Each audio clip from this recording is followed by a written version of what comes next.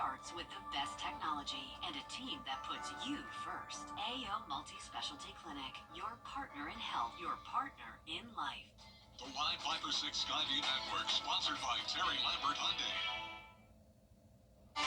We have traded out all the rain for the heat, and it will definitely be very hot tomorrow with highs in the lower 90s. The heat index getting close to 100. And then this weekend will be mostly dry, but we can't rule out some isolated storms. I'll have all the details coming up. Now, on News Channel 6 at 6, calling in the experts. What 3 former Augusta leaders have to say about changing the city charter. As your news at 6 starts now. Live from Television Park, this is WJBF News Channel 6 at 6.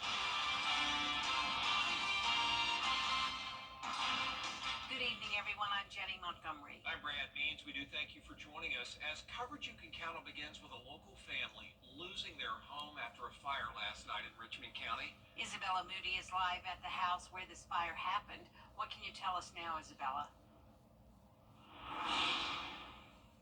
Brad, Jenny, Augusta Fire responded to a house fire on Prince Road around 6 o'clock last night. Neighbors called 911 when they saw the smoke coming from the house. Augusta Fire and EMA helped the family get connected with American Red Cross, who were here assisting the family to get resources to help recover.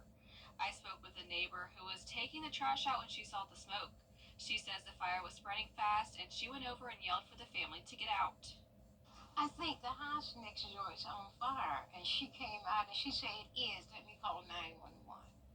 And that's when I ran over to the sidewalk of my house and went to calling Mary, named Mary. Mary, the house is on fire. And she ran out.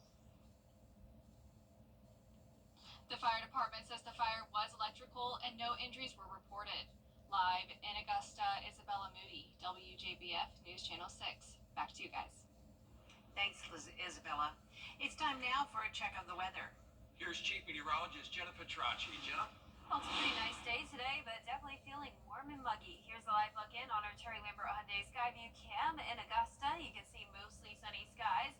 And as for Almanac today, we had a low of 63, 4 degrees above average, and then also a few degrees above average with a high of 89. Notice the record of 96 set back in 1933. Not quite that hot, but we'll be getting closer to that as we go into our Friday. Now, here's a look at those current temperatures. We're seeing a lot of mid to upper 80s.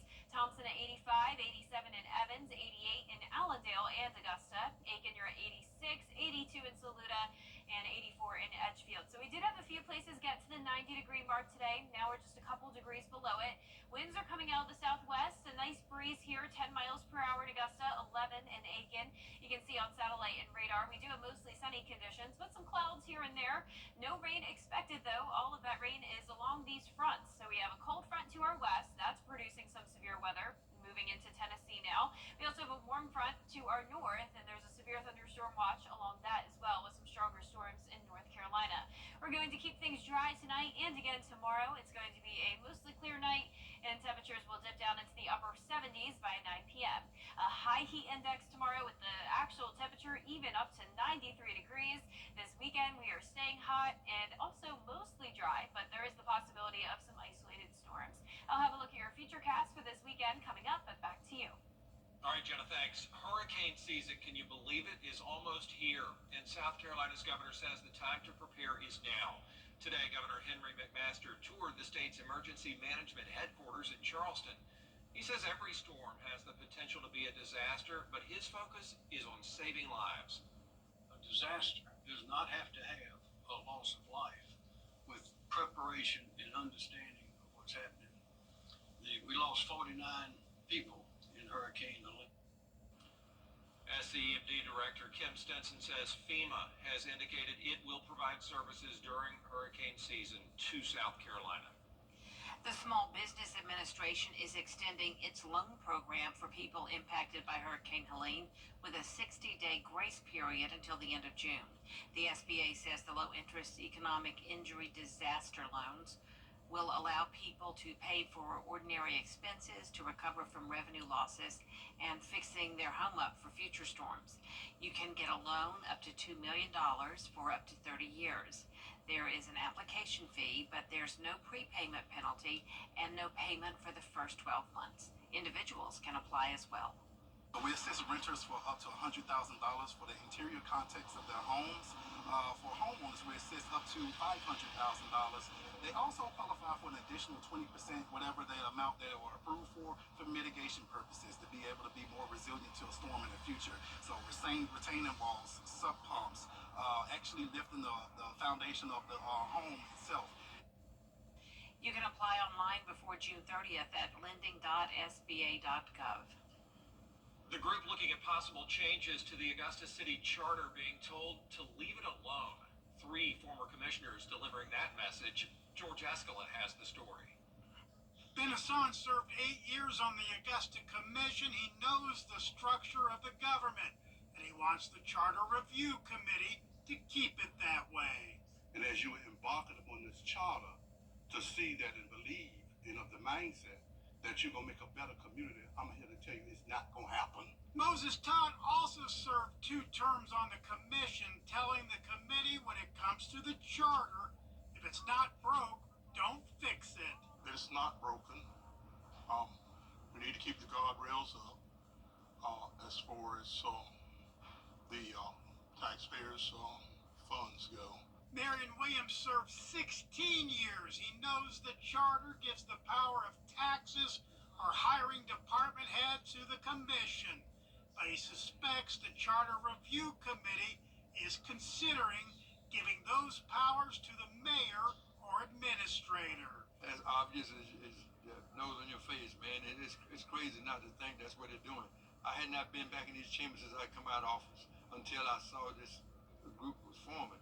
The chair of the committee says the group will consider the words of the former commissioners, but that doesn't mean it will stop. I would say to the citizens of Augusta Richmond County, are you happy with the way things are going?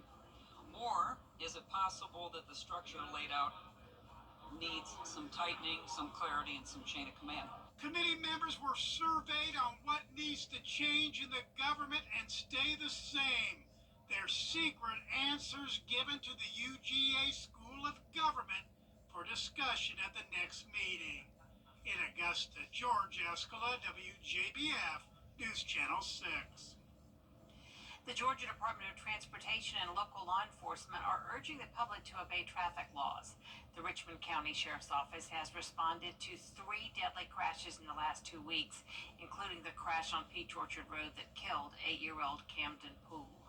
Data from GDOT shows nearly 100 deadly crashes happened across the CSRA last year alone. Common causes are following too closely and failing to yield. Law enforcement is seeing an increase in drivers not obeying traffic signals. People do not like slowing down at yellow lights. So when the light turns yellow, that doesn't mean speed up to make it through the intersection. If that happens and more people did that, it will cut down on a lot of our vehicular accidents, and especially will cut down on our fatalities as well. Law enforcement says it's a critical time to follow the rules of the road, as Memorial Day is less than 2 weeks away, marking the start of the 100 deadliest days. The Augusta Planning and Development Department wants your input on the current zoning ordinance. This one's from the 1960s, so a new one could help design the Garden City of the future. It's easy to have your voice heard. Just head to AugustaGA.gov and then go down to the zoning ordinance update section. Click on that survey, answer 11 questions, and then submit it. We want to get your input on how you want to see your communities, from a green space perspective, from infrastructure and sidewalks, to how do you want your downtown to look, how do you want your riverwalk to look. We want to get your opinion about what you feel Augusta should look like moving forward. Again, we always talk about the future of Augusta, but it's important for us to understand that the future is here. The last day to take part in that survey is June 1st. Some sad news to bring you tonight. Former Augusta Commissioner Bernard Harper has died. Harper was found unresponsive and pronounced dead at the Calme Apartments in Graniteville. The coroner says no foul play is suspected in the death. He was 73 years old. Tonight on News Nation, I'm Brian Enton live on the Our chief meteorologist, Jennifer Tracci, back with us now. And the heat is back with us as well. It is definitely going to be the hottest it's been all year long, with highs in the low 90s starting tomorrow. The heat index getting close to 100, a mix of sunny clouds. Not a washout this weekend, but we could see some rain. I'll break down all the details right after this break. As the weather turns warmer, 2-2. when the world is talk, he listens. Needs Report, a place for honest conversation, getting the answers that impact your life, one question at a time. The Needs Report, Mondays at 12:30 on News Channel 6. Chief Meteorologist Jennifer Tracci, weather coverage you can count on. Weather headlines on News Channel 6, brought to you by Hickson Roofing. The Live Viper 6 Skyview Network, sponsored by Terry Lambert Hyundai. Now, your most accurate forecast with WJBF Live Viper 6. Welcome back, and thank you for joining us on this Thursday evening. It's a nice day. This is a live look in on our Terry Lambert Hyundai Skyview cam from the Amentum Center in Aiken. Mostly sunny skies and very warm conditions, sitting at 88 degrees in Augusta, but feeling like 90. A southwest wind is coming in at 10 miles per hour. Dew points are in the middle 60s. And around the CSRA, a lot of us climbed into the upper 80s, and we even had 3 different places get to 90. That was Sylvania, Waynesboro, and Wrightsville. Now all of those places around 88 to 89 degrees. Up towards the north, a little bit cooler, 84 in Washington and Crawfordville, 82 in Saluda. You can see here on satellite and radar that we have a mix of sun and clouds. No rain in sight, though. All of the rain and thunderstorm activity is focused along these 2 fronts. So we have this low pressure system up towards the Midwest, with a trailing cold front bringing severe storms to Arkansas, now moving into Tennessee. And then we have this warm front, and that brought us the southwest wind and the warmer temperatures today. And that's producing some strong to severe storms in North Carolina, with another severe thunderstorm watch. Now for us tomorrow, it's going to be another dry day, just a bit more cloud cover than what we saw today. Starting out in the lower 70s, so a pretty warm start, and then we're getting all the way up to around 93 at the 5 o'clock hour. So 93 degrees is our forecasted high, and that's just 3 degrees shy of our record of 96 set back in 1944. So we are definitely well above average for this time of the year. And with the heat and humidity combined, we do have a high threat of heat stress potential on Friday. So tomorrow will be the hottest day out of the next 7 days. And it's also going to be pretty hot on Saturday as well. Now, a bit cooler up towards the lake, though. This is your forecast there. 82 in the afternoon, mostly cloudy skies. A mix of sun and clouds in the evening, getting to the mid-80s. And keep in mind, we do have that slight chance of some rain, around the 20% chance, along with some breezy winds. Notice Friday at 6 p.m., still pretty calm, but as we go into the overnight hours, those wind gusts will increase up to around 35 miles per hour. And then throughout the day on Saturday, still that breeze coming out of the southwest. Now you can see our next weather maker is this cold front. It will be approaching us on Saturday, bringing not only the heat ahead of it, but also that isolated storm chance. It's not going to be a washout, but if you are headed up towards the lake, you just want to keep an eye on radar, and if thunder roars, head indoors. We do have the chance of any storms that do develop to become strong. But we're going to keep things dry Friday night, but then Saturday morning into the early afternoon is when we could see a few showers and storms. This cold front will stall out to the north of us, and that'll bring another chance of rain and storms on Sunday. Still not expecting a complete washout, though. Here's a closer look at Saturday. Most of that storm activity will break apart by the time it gets to the CSRA, so no major threat here. Just keep in mind that it won't be a completely dry weekend. The 10-day forecast is showing us go back to the dry weather, though, on Tuesday of next week, staying hot and humid, then a 40% chance of rain and storms on next Wednesday, followed by a cool down. Now, congratulations to today's umbrella winner. That is Francina Rice from Bamberg, South Carolina. Francina, you can pick up your Viper 6 umbrella here at the station and sign up to win yours on WJBF.com. All right, Jenna. Coming up, the Lakeside girls tennis team fresh off a Final Four match against Roswell. Hear from the players on how they're preparing for their state title match against Milton in sports. Premier upscale farm-to-table dining experience. Prime Steakhouse, located in beautiful downtown Aiken. WJBF News Channel 6 wants you to join our team. We're looking for talented applicants in a variety of fields. To see a current list of job openings, visit WJBF.com/workforce6. Join our team today. The WJBF Live Viper 6 6 Skyview Network is sponsored by Terry Lambert Hyundai. Low prices, big selection, and committed to quality customer service. Now, WJBF sports coverage you can count on. The Emmanuel County Institute baseball team, they split their games in a best-of-3 series against Wilcox County in the Final Four, so it is a winner-take-all to head to the Class 1A D2 state championship game. You are taking a live look here at the game happening right now in Wilcox County. Right now, Wilcox County up 4-2 over ECI in the 5th inning. The deciding game was forced after the Bulldogs won the second game on Wednesday. The winner of tonight's game will play at Lanier County at J.I. Clements Stadium in Statesboro on Tuesday. We'll have the highlights and the post-game reaction here in the 10 and 11.